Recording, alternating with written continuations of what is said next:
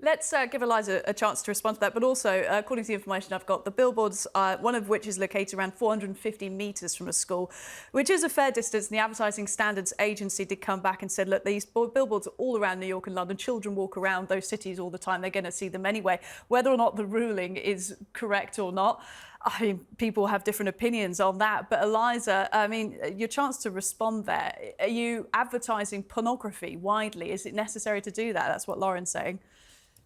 I think my intention behind the ads was to do exactly this, to start a discussion.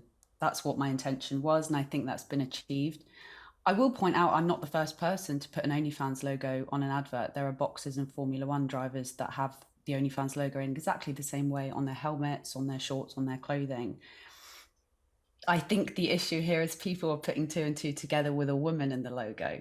I will also say the only overt reference to pornography on my ad was the graffiti on it. And this is what sparked the press I got and ultimately all the attention this has received. The ad was very clearly designed for adults. I'm a 34-year-old woman. All my social media audience is between the ages of 25 and 35 and 98.8% male. I will also point out that in the same vicinity, there were alcohol ads on bus stops, presumably where these children would sit and wait for a bus home from school. The only difference is that conversations have been had around alcohol. That's the difference. And this is what I'm starting to do here. The other thing is, just because there's an ad with a bottle of beer on it, it doesn't mean a child or a minor could walk straight into an off license and buy a beer. They'd have to provide ID. And what people don't understand about OnlyFans is the same applies there. It's actually even harder. Even as a creator, when I buy a new mobile phone, I have to physically call up my network provider, provide ID and a credit card in order to even access the platform. And that's even without subscribing. I just want to ask, I think those are all really good points to raise, you know, the alcohol one as well. That Lauren's point about the money aspect of this and the attention you've received, you said your intention behind it was to raise this debate. Of course, that has created more marketing for you and you're going to receive likely more customers and more money from this. Was that part of it as well? Not really. I didn't expect any real increase in revenue from the billboards. As you might know, we already advertise, we advertise online. I think as well, like the point around it was, again, to just raise a discussion. And I'd also like to add at this point, the ads do not glorify or glamorize the use of OnlyFans in any way. And I will make this point about the money.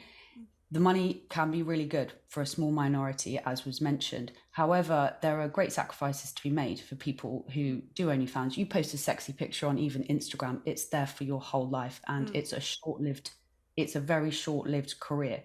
So these are the kind of things that I think we need to be talking about. Lauren, sorry, Eliza, we're just running short of time. I just want to ask Lauren, final words, whether you're convinced by any of this. Well, I think it's somewhat silly to say that the billboards weren't done, at least in part, for increased revenue. That's the point of billboards and advertising. And I appreciate that Eliza does bring out the fact that there are downsides to OnlyFans. But the thing is, that's not what's mentioned on this billboard. On this billboard, there's simply her provocative pose, a link to her social media and OnlyFans accounts. And obviously, children should have their social media usage monitored by parents. But at the same time, I don't think it's too much to ask for people who make pornography like Eliza to not directly market to children, which is in part what she is doing. There are other ways she could advertise where you wouldn't have this fur, where they wouldn't be exposed to children, but she is, I think, specifically trying to normalize and mainstream. She even said OnlyFans, which is not a good thing. This is not a positive for society, for men or for women. It's interesting. Oh, go on quickly, Eliza.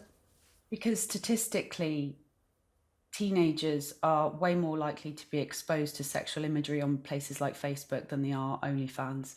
I obviously would never purposely have put this ad next to a school. However, I think it's actually quite nice. You can take it down. You can take it down at any point. You're the one paying for it. It doesn't need to be there. Regardless of what the agency says, you have the ability to take it down.